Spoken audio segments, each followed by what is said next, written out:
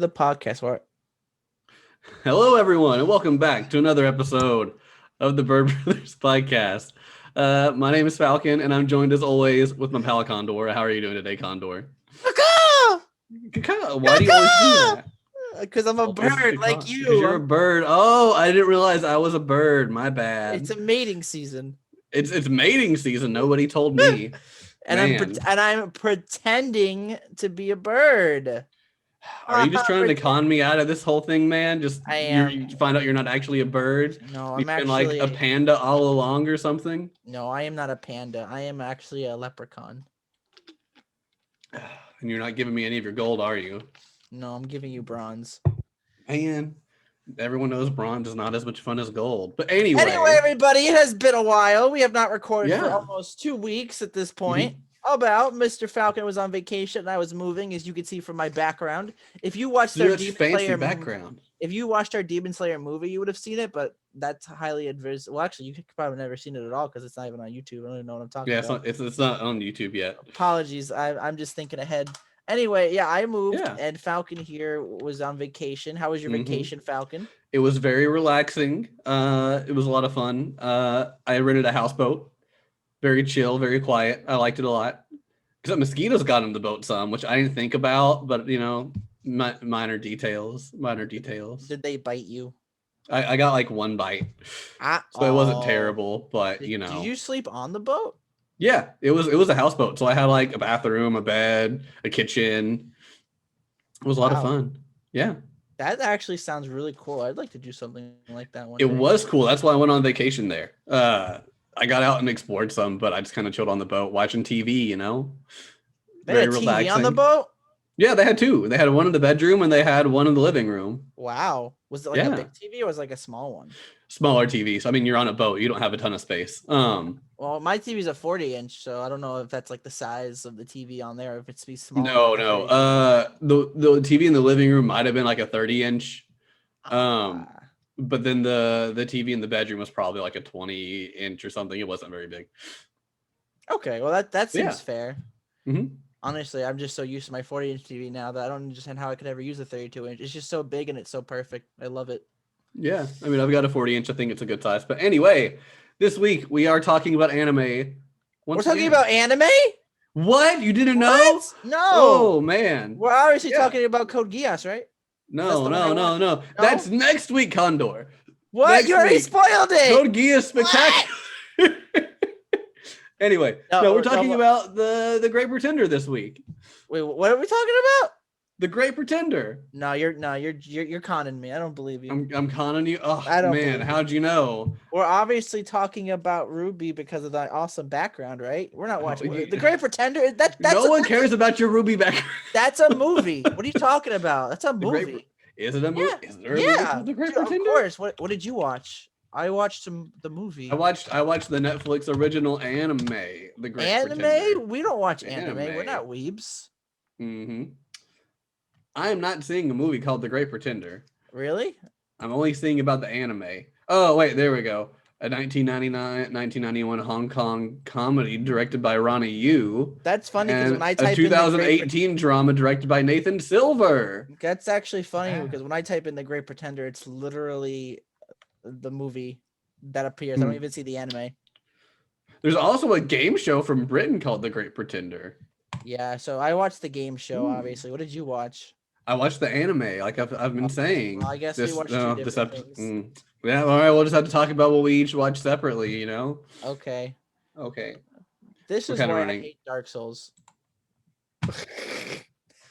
That's okay. All right, let's get back on track there, Falcon. You're distracting us with your tangents and whatnot. So we watched this anime called The Great Pretender. It's an anime that's only on Netflix. You can watch it dubbed or subbed. It has 2 seasons, but 23 episodes in total, which is weird. The first season is 14 episodes, and the second season is only 9 episodes. Yeah. We only watched season 1 because we didn't realize season 2 was only 9 episodes because I'm stupid.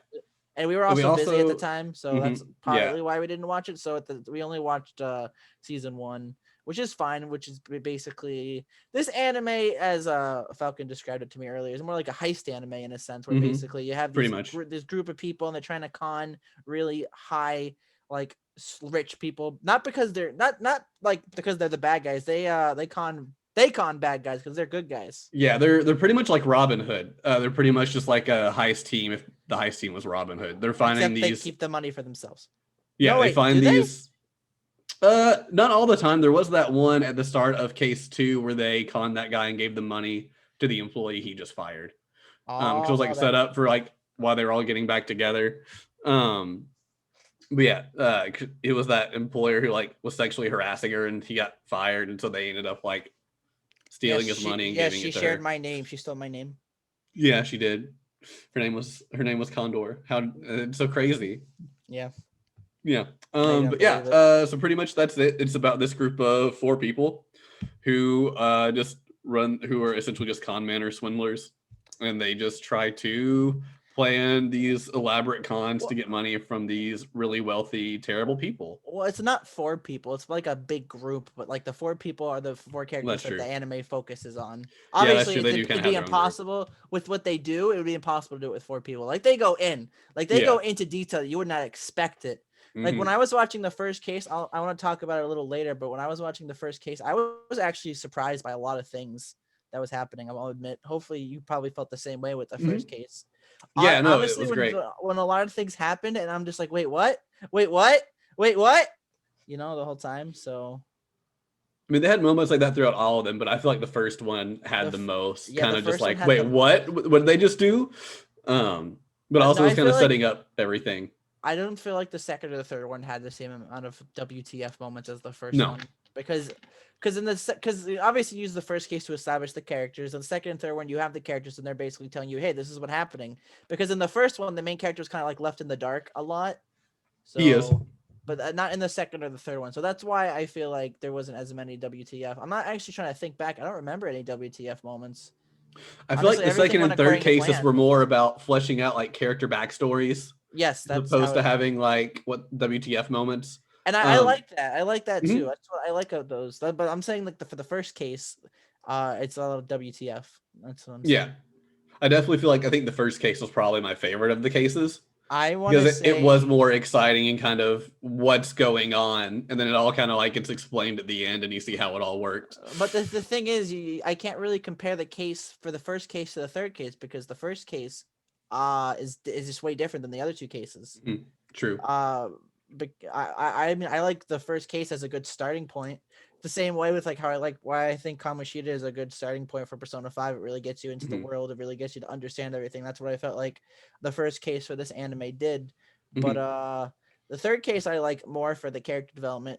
Not the character development, but the characters that we get to learn and everything that happened there. I really liked all the characters that happened. So yeah, it's just hard to choose, you know. Yeah, I mean, they're definitely very different. But I like that they also eat. I think the first case was 5 episodes, and then the other 2. The first was 5, the second was 5, and then the third case was only 4, I think. Yes. Yeah, because it was 14 episodes. Yeah, I like they didn't feel rushed. I feel like they were perfectly paced. They didn't feel rushed to me, but they didn't feel drawn out either. Would you agree with that, or did you think that differently? Well, for a heist anime like this, you really have to be careful with everything you do. So it makes sense that some things may have felt drawn out to me. You know, like you got to be cautious. You got to be careful. This is literally could be life or death. There was literally some life and death situations happening in the show as well. So obviously you got to be as careful as you can be. Oh, this was originally a manga. This only has 1 volume. What? Wait, it was a manga? I didn't know that. It was a manga before it became an anime. No, literally the manga came out June 10th, and then the anime came out July 8th, a month later. What? That doesn't make sense. So is this like an original anime? Oh, it's a manga adaptation. Okay. Where did this series come from? Is it original Japanese? The Wit Studio. The first. Oh, so maybe the manga was the first case, and then they decided to make original cases. Okay, that would make sense, I think. Especially with how the first case ends, which I won't say how it ends, because I feel like that's kind of just something we don't want to spoil. Unless we maybe decide to in the spoiler section. But that would kind of make sense. I could see that as being like a one-shot kind of deal. Yeah. That would make sense for why the first case was so good compared to the second and third case, which is I'm not saying that's a bad thing, but it's just a different thing. Anyway, I think we've talked about that enough, and we can talk about it more later. Why don't we get into our characters? I guess we'll start with our main guy. Yeah, I guess he's the main character. Makoto Edamura. Makoto Edamura, or Edamame, which is what everybody else calls him, or what he are his self-proclaimed Japan's greatest swindler. Basically, you start the show and you got this guy and his little old friend, and he's basically a con man. He's conning people. He's like, oh, so this is how it sets the tone. You got this type of anime, and then it's literally like little man finds himself in a bigger world. He finds someone else who's a bigger con man than him. And then they start like going at each other a little bit. Obviously, they end up working together. That's not the point. Makoto is a Japanese man. And I say Japanese for one reason. Yes, we're watching an anime, which is made by Japan. But this anime takes place in multiple places. America, Singapore, France, Japan. Yep. Something I really liked about the anime is when you watch it dubbed, basically it actually starts out subbed. So for me, when I was watching it, I didn't realize I was watching it in English. I just put it on. I'm like, all right, time to watch it. So I assumed it was just going to be in Japanese, because I'm like, oh, it's probably not a big anime, so it probably doesn't have a dub or anything, which is kind of, which, other animes like Demon Slayer or Kuroko's Basket, which have dubs. So I thought this one would just be a subbed one. Then like 5-6 minutes into the episode, it's like everything will be translated to English now. Then they all started talking English, and I'm like, oh wow, this is like super cool, and I like it. But like, it doesn't like stop there. I think it was the third case, and like there was these, I think it was Koreans at like a sushi place, and they were talking Korean. They weren't talking in like English like everybody else. So I'm like, wow, this is like really cool that they're like showing like the nationalities and like the different cultures and stuff. Even in the third case, Edamura is living at this like boarding house, and the guy who owns the boarding house doesn't know English, so everything he says is in French. And his daughter has to like translate it so Edamura can understand, because he decided to live in France and not learn French. So, but yeah, they did it really well. I liked it. I would have been fine if like in the third case they were in France and they were all speaking French and we still had subtitles, but it was just all in French because they were doing it in France. But I get that would probably confuse a lot of people. It didn't confuse me. I understand what was happening right from the get-go. I ate small time. Anyway, Makoto, his date of birth is unknown. He's in his late 20s, he's an old guy. He's as old as you, Falcon. I'm 30, so depending on how late 20s he is, maybe. No, you're 28. What? You're 28. Don't lie. No, I'm not.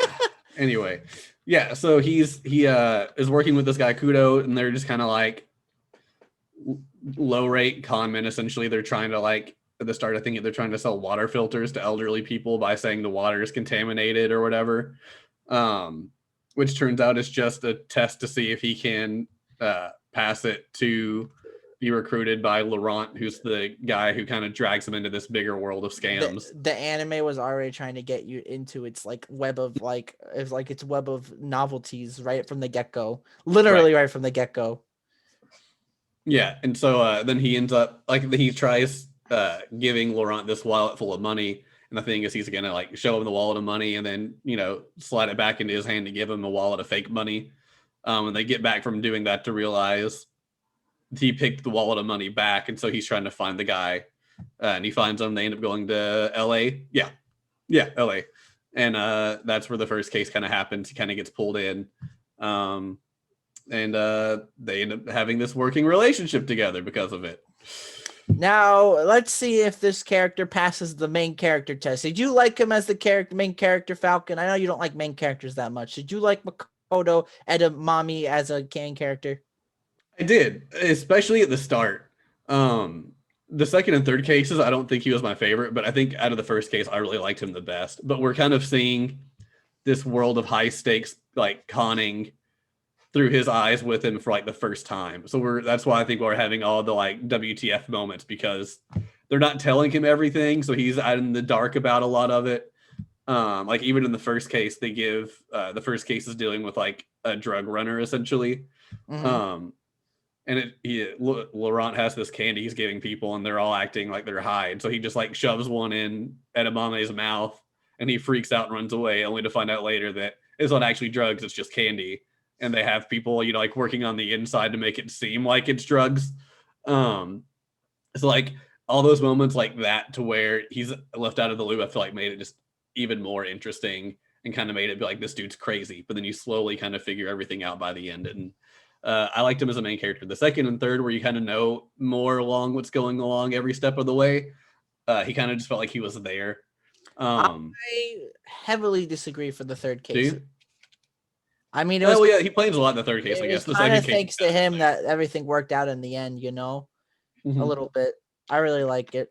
The second case a little bit as well, honestly. But I mean, the second case is probably the weakest for me. You probably will agree. Yeah, I mean, he just kind of didn't really want to be there in the second case. Well, yeah, he didn't want to be a con man anymore because the main characters the main character has a bit of a tragic backstory, not as tragic as some of the other characters in the show. But basically, his father got arrested for being a fake lawyer, I think it was. Yeah, he was pretending to be like not an attorney, a prosecutor. Yeah, and he was lying and essentially just like bribing his way to get the things he wanted, and he got caught and arrested. So therefore, he had a hard time getting work because his dad's past was following him around, and the only place he found a job ended up being like a fake company. And so he goes to jail for being a con man unwillingly. But then because of that, he's kind of like screwed out of any decent job because, oh, your dad was a con man and you were a con man. Why do I want to hire a con man? So he kind of got the short end of the stick on that front and couldn't really do anything else for a bit. So then his mom, who she dies from a sickness, or she dies from a sickness. But obviously beforehand, she's like, "Oh, you gotta live your life to the best of your abilities, be positive with what you do and stuff." Yeah. So he decides to become a con man, but after the first, he's like, "I don't want to be a con man anymore." But he keeps getting dragged into it, or there wouldn't be an anime. Right. Yeah. And we won't say how he gets out of being a con man because that's just a really fun kind of like WTF moment. But yeah, it's really fun just to see how like each time he gets drawn back into it when he's just trying to live a normal, productive life. But I really liked Makoto Edamura. I thought he was a lot of fun. I think he is a very good character, not the perfect main character, but a good character that gets the everything going. He really tries to understand everybody else. Because like you can obviously say the second case was about one character, you can say the third case is about another character of like the main group. I mean, not like the characters that are trying to con, but that's what I like, and I feel like I like it the third case the most for that regard. I feel like he really helped out a lot for one of the characters, helped to like get her life back to a little bit more normalcy, because they obviously show the reasons for why people become what they did, and it's just sad, but that's just it. But at the end of the day, Makoto is a fun character. But did you know? Where the heck did the trivia go? What the heck? Oh, I scrolled all the way down to the comments. No. Why'd you go to the comments? No. Also, it's worth noting while you're looking that up, Edamura loves collecting capsule toy figures. That was what I was going to say, and you ruined it. Well, too bad. I got it this time. No, but it's usually like the more like historical figure capsule toys too. Now I'm going to go on a little tangent about Dark Souls again. Okay. I guess if you feel the need. I am good at games. Haha, big funny. Pixar didn't happen. Anyway. Wait, what? Oh, I thought you said Pixar. No, Pixar it didn't. Maybe I'm talking too fast. Yeah, you are. Calm down. Well, oh man. But now I want to talk even faster. All right, let's move on to our next character. What? I guess that'll be Laurent Fieri. I think that's how you pronounce his last name. Thierry, something like that. Thierry. Yeah. He is an expert international con man, renowned for his persuasiveness and quick wit. He's like a mysterious character a little bit, Yeah, he's I think the only of the main four we really don't know that much about. We know a little bit about him, but not a whole lot. I know about him because I was spoiled. Oh, I'm sorry. Yeah, well, that's what happens when you're looking up a wiki. Yeah, I mean, just happens sometimes. But yeah, he always wears like Hawaiian shirts when he's not like trying to impress like Marks to like blend in as like a salesman or whatever. He has a very laissez-faire attitude and just kind of like everything's gonna work out in the end. So let's just go with the flow. Don't stress out about it. Very quick-witted as well. But he's a lot of fun. He always has. I really liked him. He was a really fun character, especially in like the first case. I think he's probably my favorite character from the show overall. Probably your favorite character in the show overall. Yeah, he's definitely a fun one to watch. I'll say that. He definitely kept things going. I wouldn't say, he definitely kept. Oh, I mean, I was gonna say he didn't do much, but at the same time, I feel like everybody from like the main four and like their group would probably like they didn't do a lot, but they did just enough to be able to make the thing go.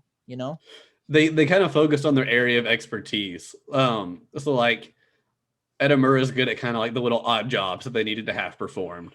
So he would just kind of do whatever they needed him to. Laurent's the kind of like charming, quick-witted, kind of classy vibe to him. So he would handle most of those jobs, like the one where they have very temporarily like a fight ring set up. He's the guy taking the money for the bets and dealing with the people that way. And but you have Abby, who's more sporty and kind of dealt with the more like action-y kind of skill-based roles, that sort of deal. They all kind of had their little area and they would do what they needed to do in that area.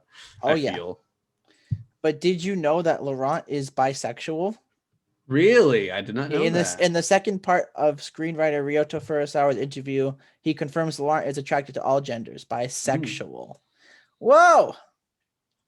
Look at that. That's something. Maybe that's more of a. Maybe you can actually notice that in season 2 because I didn't really think it showed in season 1. But did you know that his name is probably a reference to the real life con artist Christophe Thierry Daniel Roquencourt, who used the name Christopher de Laurentiis as one of his many aliases? I did not know this. That is interesting. I know that is actually a really fun fact. But did you know that Laurent also knows 9 different languages, including French, English, German, Italian, Spanish, Russian, Korean, Chinese, and Japanese? That makes sense. I mean, he's been all over the world doing all kinds of like really crazy cons. He's definitely a seasoned person. He definitely knows what he's doing. He definitely can like put his foot forward and be like, hey, I know what I'm doing. You can't mess with me. Though I'm sure he has a sad past. That just like everybody else, because they wouldn't be a character if they didn't have a sad past, or else they'd be a side character. Yeah, I mean, if you like people with like tragic pasts, then you'll like a lot of these characters. If you don't like tragic past, you're kind of gonna get annoyed with it a little bit, I guess. Not all of them are like super tragic. Like there's one in particular that like it's tragic, but it's also not like tear wrenching or anything tragic. But yeah, I like Laurent. He's just very mysterious. We don't know a ton about him. Besides, he's very smart, very confident in his ability as a con man. And season 2 will go into that more, I'm sure. Oh, I'm sure, because he's the only one we really didn't focus on in season 1. Yeah, because everyone kept calling him a mysterious person. They didn't really understand him and stuff. Like, oh, we don't know what he's thinking. He's like a loose cannon a bit. But he is still loyal to his group. I can 100%. Oh yeah, like he would never betray any of them. Season 2, he betrays them. Probably. That's probably exactly what's gonna happen. But yeah, no, I like him a lot. I think even Abby says at one point like she doesn't ask questions about his backstory because he does his job and gives her cut, and that's all good enough for her. Yeah. Anything else you want to say about him, or shall we move on to Abigail? We can move on to Abigail. You got it. So Abigail Jones, aka Abby for short. Abby. Her name is Abigail. She's very athletic. She's also in the first case. All these characters are in the first case. Yeah. Don't watch this anime if you do not want to watch cases. That is the problem. That is the solution. That's the problem? Okay. No, that's the solution. She is tanned. Mm-hmm. She is tanned. That's important, I guess. Yeah, I don't know. The wiki doesn't say much about her. But basically, Abigail is this person who gets introduced with she gets introduced in a weird way, unexpected way. This is again the love like for the first case. It's like one of the WTF moments. Yeah. A little expected, but not like completely expected. It actually caught me by surprise. But that's because I'm not like thinking like literally episode 1. I'm just like, oh, what is happening with here? Oh, looks like she's actually on the good side, but not the bad side. Oh, looks like she's with the bad side, not the good side. I don't think those things are in the first episode. So that's why the WTF moments happened a lot during the first case for this. I'm sure the thing. Did you call it with Abby? I didn't know. I didn't call it. Oh, you didn't. Oh, you probably. I Didn't wasn't thinking of that. I was like you. I wasn't thinking that far ahead. Like, yeah, exactly. I knew this show was episode about 1. Yeah, literally episode 1. Like I knew this show was about con men because like that's why I was interested the first time. I was like, oh, 2 con men go do. I was like, oh, that sounds interesting. I'd probably like it. See, but yeah, you I told didn't me know it was more a of like. heist. You Yeah, told me I it was know a it's like heist a heist anime, show at the so I'm start. like thinking GTA. I'm like thinking there's just a group of guys just going to like rob a bank. That's literally my thoughts going into the show. Yeah, so like I was thinking like I know it was technically a heist anime at the time. I just was about like 2 con men doing stuff. So I wasn't expecting like a bunch of twists and stuff. Then I was like, okay, no, this is more just kind of like an actual heist, but it's not just like, oh, we're going to go steal all this money from a bank vault. It's, more, oh, this guy's kind of a dick. Let's go take all his money and that's what I thought was gonna ruin happen. his life, And so it was like, okay. But I really liked it though, but I like heist movies and stuff in general. So once I saw that it was kind of like that, but not just all about banks and stuff, I liked it a lot. But yeah, I like Abby. I like the premise more than I thought it was originally going to be. Abby's probably my most least favorite character in the show. Not that I hate her. She just wasn't that interesting. Yeah, she has the least personality. I feel she kind of has that tsundere vibe about her. It's kind of like I did not feel like a tsundere to me at all. Nah, she just kind of sticks away from people. Were you watching the same show? Yes, I'm not saying like she's in love with anybody, but she has that standoffish, like leave me alone personality a lot of the time. She just wants to do the job, get her money, and leave. Like that's all she cares about. The reason for that is because she had a really tragic backstory. I feel like she had the most tragic backstory out of everybody so far that we know. Yeah. Out of the ones we know about, definitely. But she's the one that they usually do like any sort of like driving and stuff. Like the second case involves planes, and they're like, "Hey, you're the one who's going to learn how to fly the plane for us. Best of luck." But yeah, and then like you see her like in between cases, like on dirt bikes doing jumps and stuff. She's kind of their athletic one, the one who does all the parts of the con that need some sort of driving skill or just athletic skill. She's the one who does that side of it. I'm like in one of them, she's pretending to be a boxer. That's kind of what she does. But yeah, I guess the wiki says it best. Abigail is often cold, blunt, and brutally honest. Yep, very honest. She kept saying to Makoto that he probably wouldn't be able to do it, wouldn't be able to survive in their world. But I think she comes to respect him just a tiny bit as the anime goes on in season 1. I think she does, especially at the end of doesn't case 2. Him. She still, I don't think, likes him at all. Probably not. It's fine. She at least is like, all right, well, he's not going to get us killed or caught, so okay, let him do his thing. As long as he doesn't goof up, I'm cool with it. I would say Abigail is the character who is the main focus of the second case. Would you agree with that sentiment, Mr. Falcon? Yeah, she was. Oh, thank you for agreeing with me. I feel happy now. Yeah, I'm glad I made you feel happy. I know. That's what it's all about, being happy. Yeah. All right, but did you know that there's no trivia facts about Abigail in the wiki? Well, then you just need to say that she looks like Natalie Portman and Halle Berry mixed together. You just got that up from the description. Hey, you trying to con me? Don't judge me. I'm not trying to con you. I didn't say that I knew that off the top of my head. Maybe I should just play along and say, yes, I was trying to con you, but then you'll probably want me to like buy you food or something. And I'll be like, no. What? What? Anyway, anything else you want to say about Abby, or should we move on? Let's move on to the best girl. I agree. Next girl is best girl, and that is Cynthia Moore. Yes, she is the best girl, because you've totally forgot her name. What? You called her Carol. You called her Caroline earlier. That was me waking up. I didn't call her Caroline. I called her Catherine.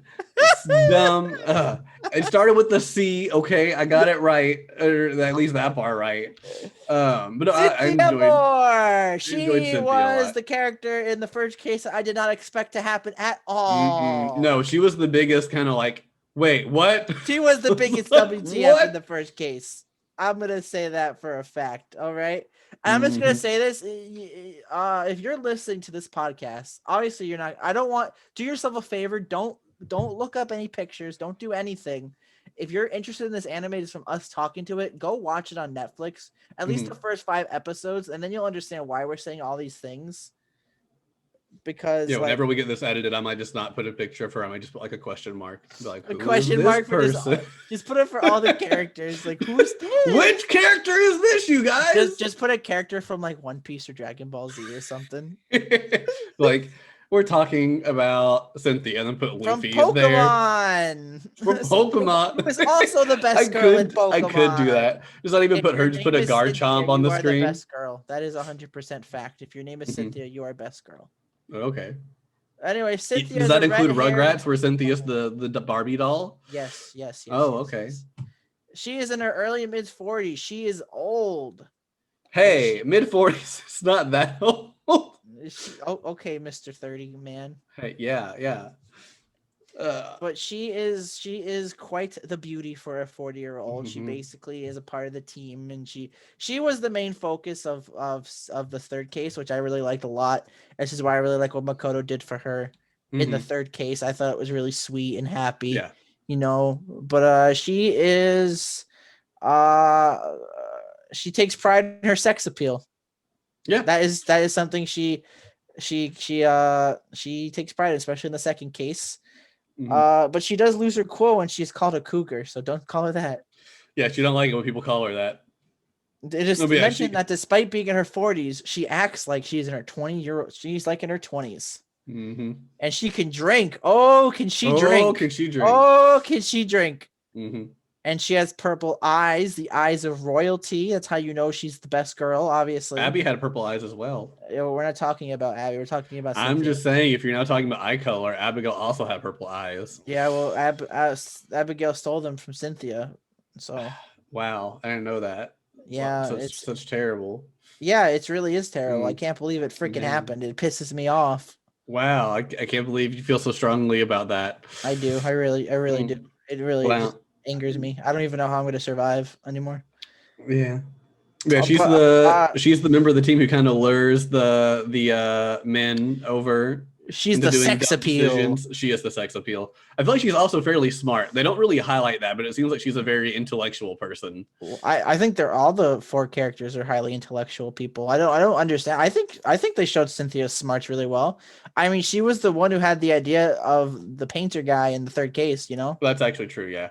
Even if because I mean, I don't want to get into it, but you could probably understand why it must have been a painful choice for her to choose him. No, yeah, I get it. I totally get it. Yeah, and if you watch the show, you will understand it too. Watch the show. Go watch it right now. What do you want us to talk about? Just go watch the show. In fact, go watch the show while we're talking about it. Mm-hmm. Oh, yeah. Oh, but Cynthia is the best girl. Probably one of the best characters in the show for me, but that's because sex appeal. Oh, totally. Just because of that. That's the whole reason. And I like her character in this volume. In case 3. Oh yeah. This season's volumes, cases. Oh my god. Case 3 was great. It really, she is really like. They focus on Abigail a lot in case 2, but even without her, I feel like case 2 probably could have been successful. I feel like without Cynthia, case 3 would not have been successful at all. They all would have gotten caught really early. But that's because it was the main character who decided who wanted to con a certain person, and he picked a guy who was literally one of the best guys. Yeah, case 3 revolves around a painting. Are you drinking Coke? I am. I'm drinking a cherry vanilla Coke. How could you? How could I what? Drinking Frostbite Mountain Dew. But I mean, Frostbite isn't my favorite Mountain Dew. It's no Baja Blast. Well, there's no Baja Blast for sale right now. I know, it's so sad. Actually, summer's coming, so it should be for sale. Ooh, this is very true. Everybody go buy Baja Blast, and maybe Bird Brothers can be sponsored by Mountain Dew. Mountain Dew would sponsor us. Heck yeah, brother. Yeah, we're gonna every day on Twitter, Mountain Dew, day 1 that you still have not sponsored us. Please sponsor. Please sponsor. Day 2, Mountain Dew. Hey, please. Listen. That would be a good way to get us blocked by Mountain Dew. I literally drink a Mountain Dew and I use the bathroom. If that's not dedication to Mountain Dew, I don't know what is. Mountain Dew, you better sponsor us. Thank you. Anyway, I like Cynthia. She's a great character. Hopefully she does more in the season 2 of the anime. Mm-hmm. She likes art. I like art. Yeah. Why don't we move on? Okay, that's really all the characters we have. Well, there is other characters, as we mentioned. They have like a group, but these are the 4 characters. The main characters, yeah. The main crew, the main cast, the main entourage. Like the others show up in the cases and do stuff, but they might be on screen like a total of like 2 minutes the whole time. So there's not much to really say about them. But yeah, that is our group. What was their actual group name? I forgot what they called Team themselves. Confidence. Team Confidence. That's right. That really says that the whole time in the wiki. Yeah. That's the whole group of the main characters. But they also like they're not like confirmed a group. They just like team up when they need each other, and then they go off and do their own things, which I kind of liked. They're not like officially like this team that does everything together. It's like, hey, I've got a job. I need you. You in? Yeah, okay, cool. Team Confidence is back. Let's go. But that was always fun. Any other fun facts that you or I have found? I actually didn't even look up fun facts at all. I'm so out of it. Jeez. I looked up a few, but I think we've already talked about them, just about the characters. So the characters. I mean, knowing that Laurent is bisexual, that's actually a fun fact that they confirmed that. Yeah. Okay, opening and ending. Opening and ending. Me and Falcon here are divided on the opening and ending. So the opening is GP by Yutaka Yamada, and I really like this because it kind of gives me like old school Pink Panther vibes. It's not like a opening song with like words and stuff. It's just kind of this like jazz music that plays. But it was just giving me Pink Panther vibes, and I always liked the Pink Panther movies. They were always good, like detective movies and stuff. Does GP stand for Great Pretender? Probably. Wow.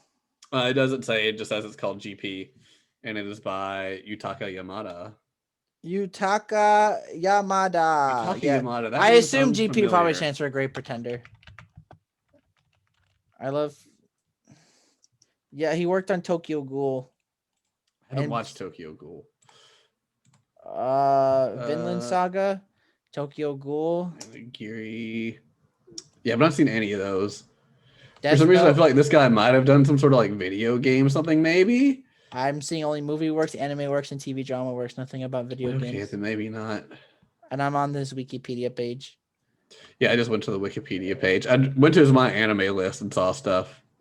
Maybe not. Maybe it's just familiar. It's like similar to another person I know who did some music. But okay. Did you watch the live action Bleach film in 2018? I did not. I didn't even know there was a live action Bleach film. He worked on that as a composer. Okay. He also did Soul Reviver, Soul Gala, Tokyo Ghoul, Onigiri, Vinland Saga, Babylon, Great Pretender, and then Nighthead 2041. So I don't think it's anything we've watched or heard about. So maybe the name just sounds familiar to you, but of course he is nothing. He's not he's not a big guy. I personally did not like the opening. It definitely fit the theme of the show, I'll say, but I just personally didn't like it. But I just like shows with lyrics. This one didn't have any lyrics in it. Yeah, it was just a jazz thing, and then it kind of shows like some highlights to kind of like tease the cases from the season. All right, but now let's move on to the better song, the ending theme, which is also called The Great Pretender, which is sung by Freddie Mercury. And obviously, if you are a person who exists in the world, you know who Freddie Mercury is. If you don't, then obviously there's something wrong with you. I mean, maybe some of the like younger, like newest generation don't know who he is, but the majority of people, I feel, know who Freddie Mercury is. Yes, but it's originally by the Platters, but basically this is a lyrical song, so it's a good song. That's 100% confirmed. I really like it a lot. I only watched it twice. You liked it a lot. You only watched it twice. Wow. I always skipped it because Netflix gives you the option to skip it. I wanted to get to the anime as fast as possible. But I liked it for when I heard it. I always like the beginning where it goes, "Oh yes," and then the cat just jumps out. That's just, I'm like, oh wow. I didn't understand why the cat was there. Like for the longest time, I was like, why is there just this random cat in the ending? But yeah, it was like, all right. But Falcon likes the opening more than the ending. I like the ending more than the opening. You can just why don't you tell us which one you like more in the comments below? Yeah. Let us know in the comments or on Twitter at BurbroPod. Yeah, tell Falcon how wrong he is and how great Freddie Mercury is. I mean, I like Freddie Mercury. I'm just not a big fan of his version of The Great Pretender. Yeah, I just prefer the fun jazzy opening. It kind of gets me in the mood for the show, like a kind of heist detective-y kind of show. You know, it just does it really, really well. But there's also a lot of insert songs in this as well. A lot of different ones. They actually go with the theme. Like for the American one, it's like a rap. Yeah. For the Singapore one, what was it like?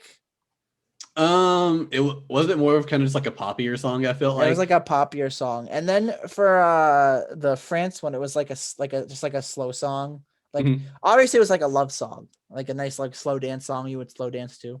Yeah, and it looks like there's some more in season 2 as well, but we're not gonna talk about those. So right. And that's really it for the song. Honestly, the soundtrack for this was really great as well, which is obviously for like heist animes, crime animes. The soundtracks are usually really good. So and there weren't too many tracks. There was only like, I think it's even showing for first season, there was like 4 like insert songs or whatever, like 4 to 6, like 1 to 2 per like area. I am now just realizing that Makoto's friend Kudo is actually voiced by Mike Pollock, who voices Dr. Eggman, and now he is the best character in the show. Oh man, well, Kudo's not that important, unfortunately. Well, he is to me now. Okay, well. Oh wow, the whole season 2 anime is the whole 4th case. Jesus. Yeah, dude, I looked that up earlier. It's all 9 episodes are 1 case, so I feel like that's going to be all about Laurent. Oh, so what they did was they uploaded. Oh no, they did it. Never mind. Ignore me. Nothing. I thought I realized something, but I didn't. Oh, okay. But yes, the music is as good. If you are watching this anime, you will 100% like this music. I enjoyed it the whole time I was watching it. I will. There's no denying that. I assume you enjoyed it as well, Mr. Falcon. I did. I really enjoyed it a lot. It's a lot of fun. Kind of right up my alley of shows to watch. Not as fun as that fireplace in the background. I haven't used the fireplace in the background, actually. All right, what's next? Is our weeb question next? Because I've literally been so long since we recorded one of these. Yes, it is our weeb moment / question. So hypothetically, if you were a part of Team Confidence and there was somebody you wanted to con, who would you con and why? It can be a real person, fake person, doesn't matter. It's just a question. I want to con you. You want to con me? You don't have stuff to con. Yeah, but like I can always just get a group to do it, and you would never expect it. I will now because you've told me. Yeah, but I'll just. If I get robbed, I'm gonna be like, darn that Condor. I'll just do it a year or 2 from now. Sure. Honestly, I don't know who I would rob because I don't know real people. Literally, my first thought is Donald Trump, but that's because I don't know people, and he's a bad person. I mean, it could be a fake person. Like you could rob Blackbeard from One Piece, or you really want to rob a guy who could literally suck you into a dark void. This is all hypothetical, okay? He also lives on a pirate ship. How are you gonna get on the pirate ship? You go from another pirate ship, or you meet him at a port, being like, I want to be a crew member. I want to hear your thoughts on how you would con Blackbeard. First, you have to infiltrate his stick filled with like 10 of his trusted generals. Oh, and also currently he's one of the biggest one of the best evil pirates in the show. So good luck trying to get into his entourage. I know that the show is about betrayal and everything, but Jesus. I'm not talking about like actual. That was a horrible example. Hypothetical. Well, too bad if it was a horrible example. It was an example. Okay. It was a horrible example. I'm just pointing it out. Sorry. You could have done better. Oh my goodness. Who would you con, Falcon? Why is it me? It's yeah, I'm gonna con you because you have too much Ruby stuff that I want. Hey, give me that entire wall. No. No. I mean, maybe you never know. No, I wouldn't even let anyone in my room. You have to I was gonna make a joke of a person that we both know, but then that would be a terrible person to joke. Oh, you mean Kaizen? No, not Kaizen. I was gonna joke and be like, I could con Biddy, but then I'd feel bad robbing a blind person. He wouldn't see it coming. That's terrible but funny at the same time. Real life probably no one. If I was gonna do like a fake character, definitely not Blackbeard because I wouldn't want to die. Let's see. Who would I want to? I don't know. We made the question. None of us thought about it. So I thought about it. I said Trump. You didn't think about it. You're like, I guess Trump because I don't know anybody else. It's still somebody, and it's better than you, who has nobody. I win. Hey. Point for the Condor. Point for the Condor. Fine. Now I'll you have let to you play have this Ruby one Grimmer point. Clips with me on stream. I already did play Ruby Grimmer Clips with you on stream. Don't Not you remember? We did a mission or two. Not even an hour. Well, we were waiting for Mass Effect to unlock, okay? That's cool, but we're playing it on Sunday. Except I work, so never mind. Yeah, that I'm playing more Mass Effect on Sunday. No, Mass Effect is canceled. What? Yep. Oh, sad days. Sad days. If you're gonna go on your PS5 and it's not gonna be there anymore, they're gonna delete it from the console. You can only play the Mass Effect 3 multiplayer from now on forever. The Mass Effect multiplayer on Mass Effect 3 multiplayer isn't even on there. Well, I guess you gotta get the PS3 again. I mean, I've thought I want to platinum every version of these games that I can, so I'll be getting a PS3 again anyway. But we're not talking about Mass Effect, okay? That's right. We're talking about Dark Actually, fine. I would rob Saren for Mass Effect 1. He's kind of a jerk. Sure, he's working with ancient machine gods, but whatever. I can take him. I'll have Shepard with me. It'll be great. We were actually supposed to have a guest star today coming to the podcast, but Falcon killed him in Mass Effect. Oh, man. I really wanted him to join us. He was a big fan of The Great Pretender. Oh, was he? We go way back, and you killed him. No, who was this? I don't even remember his name. Oh, Condor. What would I do without you, my friend? What would I do? Oh, what's next on the list? Our favorite moments. Well, I guess this is going to get into more spoilery territory. Yeah, probably. So if you don't want to remain 100% spoiler free on everything and absolutely everything, please leave now. Find us on Twitter at birdbropod.com. Or you could just skip to the end. Interact with us. Or you can just skip to the end. Because we're probably still going to do the call out. Even though Falcon and I reviewed what anime we're doing next week. You're the one who already mentioned at the start of the show. What else? But I wasn't the one who confirmed it. I wasn't the one who confirmed that we were doing it next week. I didn't. That's what I did over the vacation you were doing. So why don't you watch your mouth, Mr. Falcon, okay? Well, I don't need this attitude from you, okay? I'm just trying to drink cherry Coke and record a podcast. Why don't you go wash the dishes? Why are you just randomly mentioning that? And besides, I watched my dishes yesterday, okay? Ow, I hit my head on my dresser. Ow. That's what you get. I'm being bullied. Help. You're not being bullied? Gosh. Yeah, bullied.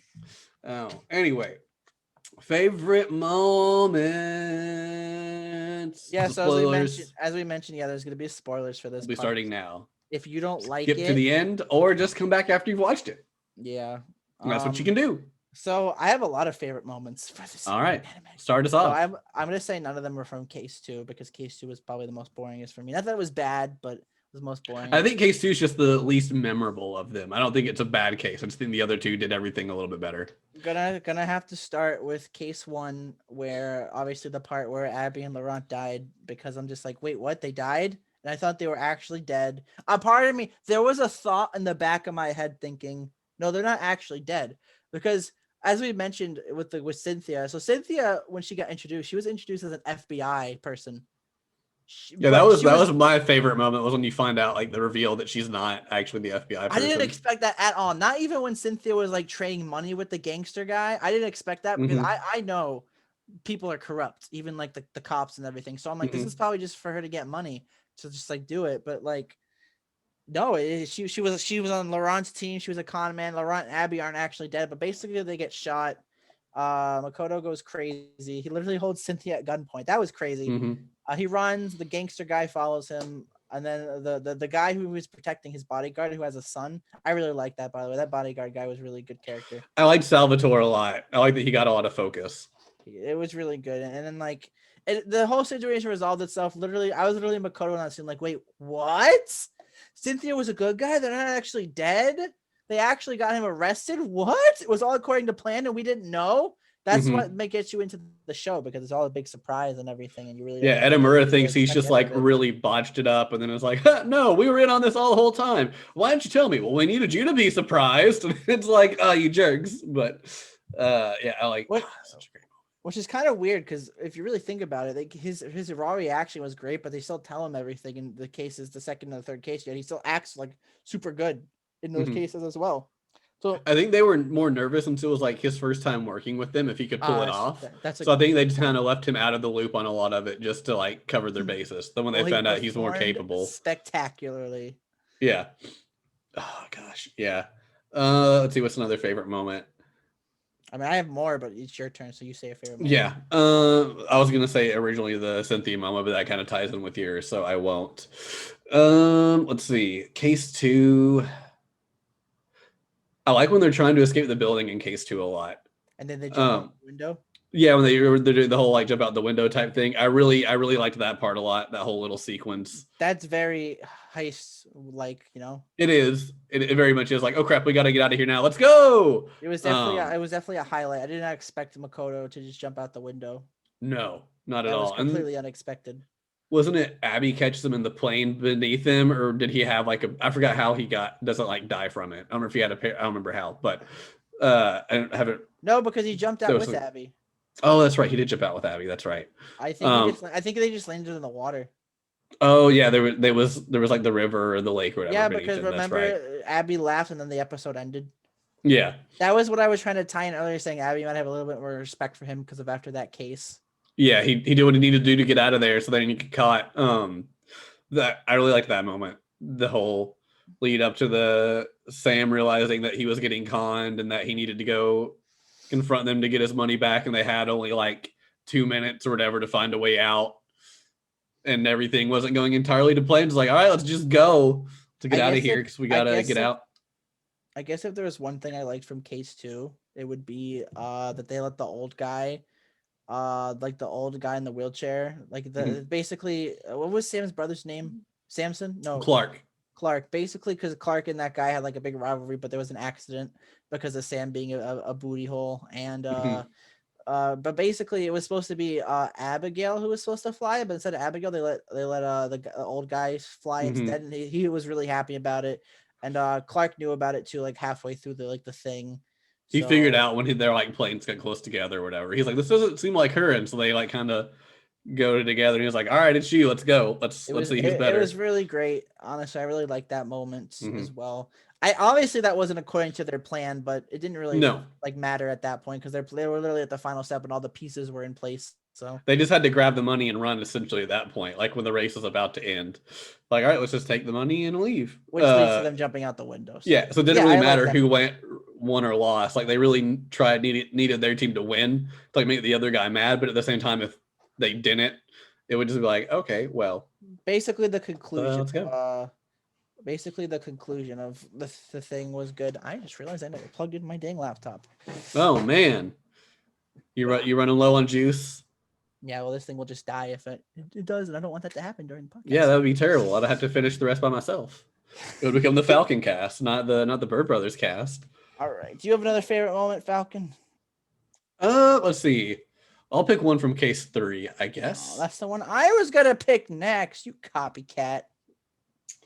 I will say we kind of talked about it a little bit already, but I really loved the moment when Edamura buys the painting from the board house so they can pay off their debts and he can still live there, only to find out that it was actually this like $20 million painting that he had no clue about. And so now he had planned the successful small heist with the group minus Laurent, and all happy that he's now getting to stay in his place that's really cheap in France and just live his life, only to find out now he has to try to find a way to steal the painting back to sell it for more money and get it. I really like that. He thought he was all great and did it. And it's like, nope, you actually royally screwed up. You didn't know what you were talking about. And you originally wanted to get 50 million from that guy too. Yeah. But I liked that kind of whole moment of his realization that he goofed up and he was going to have to talk to Laurent to bail him out, even though he didn't want to work with him anymore. It happens. What can I say? Now going back to the Case 3, honestly, I'm thinking about it again. I really like the conclusion. I think I'll just mention it now, but like it's the part where they're bidding for it at the end. And he was supposed to have the guy, I forget his name, but he was like the really bad guy they were trying to con. He was gonna have his wife like bid like all the money on it, but then obviously they were recording the conversation that they. It wasn't even his wife. It was just like this lady he was stringing along because she had money. Yeah, basically some lady. It was horrible. But and then Cynthia comes and sits next to him, And basically, as I mentioned, they were trying to get 50 million out of him, but they literally, instead of that, they doubled it, getting 100 million out of him. Yeah. And I really like that because after you learn the things that happens in the show, like with him and what he did, I wouldn't say that with what happened with her lover was like his fault, like the guy who they tried to con. It was definitely the guy's fault for like getting too much into it. Like getting too far into the conning ways, right. like making a fake and stuff, making the fake art. But it was really nice to see him to get that little revenge because that guy was like a dick. So right, yeah. I liked it. Basically, the moment where he's like panicking, and they just keep raising their hand, and obviously, I obviously knew that it was gonna work out, even if he refused. But it was still nice to see like them go above and beyond what was expected. I really liked that. It was a good conclusion to the case. Yeah. Yes. I really liked it a lot. The case 3 was great. Case 3 was great for character wise, but case 1 is still good for like what the fuck. It's a good start. Case 3 is my favorite, but case 1 is a good way to start the show. It's a good way to get you into it. It's definitely the best one to pull you into it. And I feel like that's not necessarily more on like what they're doing for the con, but more the fact of we're seeing it kind of with Edamura through like a fresh perspective. Yeah. So it's kind of like, I think the others could have done it well, like that way as well, if they changed a little bit to where that was the first case they were doing together. But I think the first case, since it's kind of more about Edamura like getting drawn into the world, and that Laurent's just this mysterious, thief kind of deal. But then otherwise, it's about he learns about Salvatore and all that, and then he's kind of just figuring out their work process and all that along the way. Yeah, it was just. I think it's still overall my favorite case, although case 3 is not far behind at all. I could change my opinion very easily on that. And I guess one more favorite part is probably my most favorite part is at the after they con him, Cynthia and that guy, they go to the coffee shop they went to in the past and they had like a nice little chat. They definitely didn't get back together, but I think it was a nice way to conclude their their friendship together. I'm sure they're still like friends. If they see each other again, that'd be great. But it was a nice conclusion to their affairs together and everything that happened. I really liked it. And I think it was thanks to Makoto that all happened. So that's why I really like Makoto in case 3 because of all that. I'm the stickler for the guy who helps the other people with their lives and makes them happy. That's why I like One Piece. Yeah. So because Luffy goes in and he helps everybody with their problems. That's why. So I like when Makoto did that. Yeah. We'll have to have a One Piece episode someday, but I doubt we'd do it like normal. It would probably just be like, we're going to talk about it overall. Overall, that would be painful. We could do it arc by arc. But that would be but even still, their arcs are crazy. Like Alabasta's like 80 episodes or something. Well, if we skip the filler, yeah, true. We have to skip the filler. So, who knows? But anyway, you have any more favorite moments, Falcon? Because I'm fresh out. No, I think one per case is a good call, and that way they can kind of experience the rest themselves without getting just absolutely 100% everything spoiled for them on how everything works out. Yeah. Even though we are in the spoiler section. But yeah, I'm good. Unless you have any more you want to talk about. No, I am good. I think we can end and we can go to our recommendations now, or am I forgetting anything? Alrighty. Nope. That's it. So the only thing after favorite moments is best fights, but there aren't fights in this because it's more of a comedy heist kind of show. So we're on to recommendations. I guess it was my pick, so I will go first. Okay. So would I recommend The Great Pretender? I think so. I think it's a very good. I think overall it's a good anime. Nani? I don't know if it's necessarily going to be one like I'm going to remember in 5 years. But I like it. I think it's the fact it only has subs for a little bit at the start and then it's pretty much English most of the rest of the way. You don't have to worry about the language barrier, trying to show it to somebody and being like, well, it's all in Japanese, so you have to read all the subtitles. But it's a different enough genre. I think it could appeal to people who aren't usually interested into anime, because it does have kind of more that kind of like heist movie kind of vibe to it. Overall, for like an actual rating, I'm probably gonna say a 7. I think a 7's a good call. I like a lot of the characters, and we get a lot of their backstory, but they're also kind of like one note in what they do for the group a lot of the times. And I think if they kind of expanded that out a little bit to where they could do a little bit more, that might be fun. But I think a 7's good. The voice acting's pretty good. I like the animation a lot. The storylines were good. Yeah, I think a 7's pretty much where I could probably give that a good rating for. What about you, Condor? Me? Oh, you want to know what I think about this I anime, do. The Great Pretender on Netflix of 2020? What? I liked it.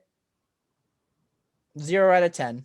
0 out of 10. Oh no. I'm kidding. Joke. So basically I feel like this is a good anime that anyone can get into. I feel like this could be a good first anime as well, you know, especially with what they do at the beginning with like the language thing, like you mentioned. I really like that. If you're watching the dub, I really like that a lot.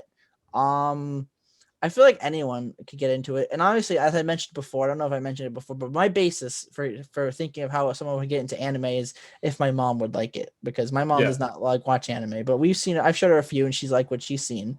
I think she would really like this only because of the settings. Like if they go to America, Singapore and stuff like that. I feel like it's more realistic. It's more like a people's thing. And I think that's really good. So I think this is a good starting anime for that in that regard. I really enjoyed what I saw. It was definitely very fresh. It did what it did. It did what it was doing right. As you mentioned, the animation was great. The music was great.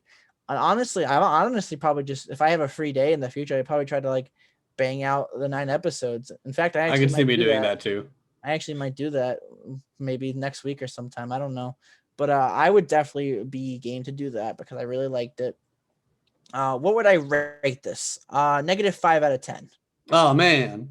Yeah. Sorry, man. No, I'm actually gonna agree with you. I'm gonna say probably a 7 out of 10, maybe a 7.5.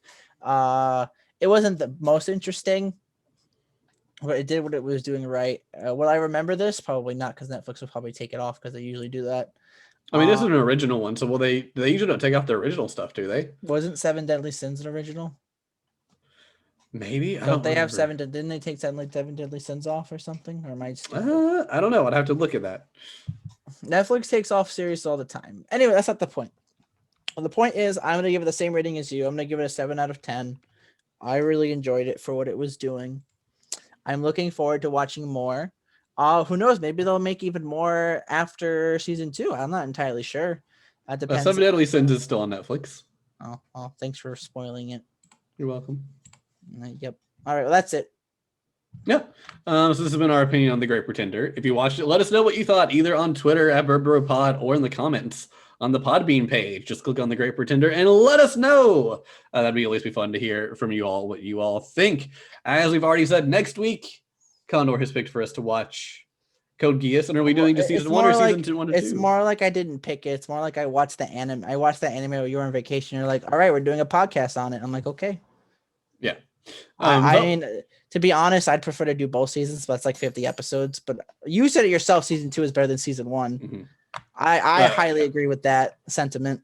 So we're going to try to do both seasons. So possibly expect a long one, possibly not. Who knows? But yeah, if Falcon can't watch season 1, then we can do season 2 another time. Yeah, it is my shorter week at work, so hopefully I'll be able to. He only has to watch 50 episodes of anime, guys. Come on, he can do it. Guys. Yeah. While working in Mass Effect streaming. Right now. I mean, I've seen it before, so if I need to like jump bits, I can. But I haven't watched it since probably 2009, so it has been a long time.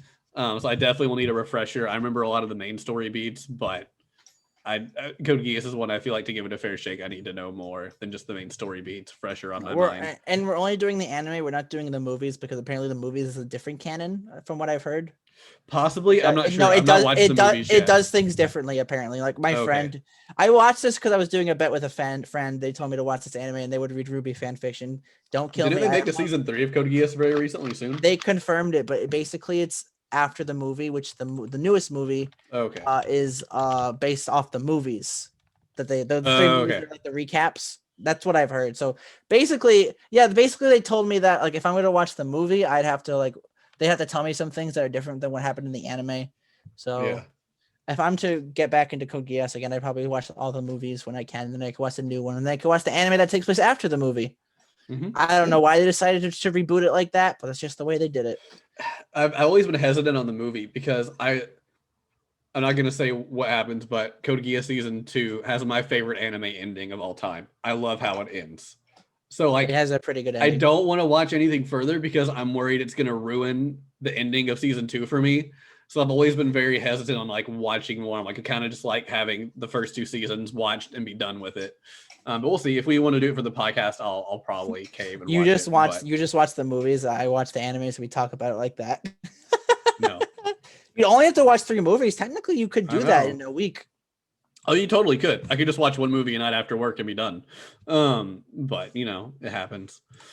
But anyway, yeah, this has been our episode. I hope you all enjoyed it. We'll see you next week as well. Condor, anything you want to say to the people before we leave? Make sure to follow us on Twitter at #BirdBroPod, and make sure to join our Discord server, which will be in the link below. See, none of you guys have been joining our Discord, which makes me think that you guys don't like us. So you should join our Discord so you could chat about us and make Falcon play Ruby Grimm Eclipse with me on stream. If you have Ruby Grimm Eclipse, you can join us as well. It's only $30 on the Nintendo Switch. Thank you very much. Make sure to also like our Tumblr, which we don't have. Yeah, we don't have a Tumblr. Don't like it. Because I'm trying to think of a good way to choose Ruby as a topic, because I feel like we can't do. I want to do the first 3 volumes, but I feel like that's a lot to talk about. And then like we got the not really. Well, maybe I'll talk about it in the future. Look forward to it. Maybe bonus episodes. You can do just like a Ruby bonus episode. And it's just me talking about Ruby fan fiction.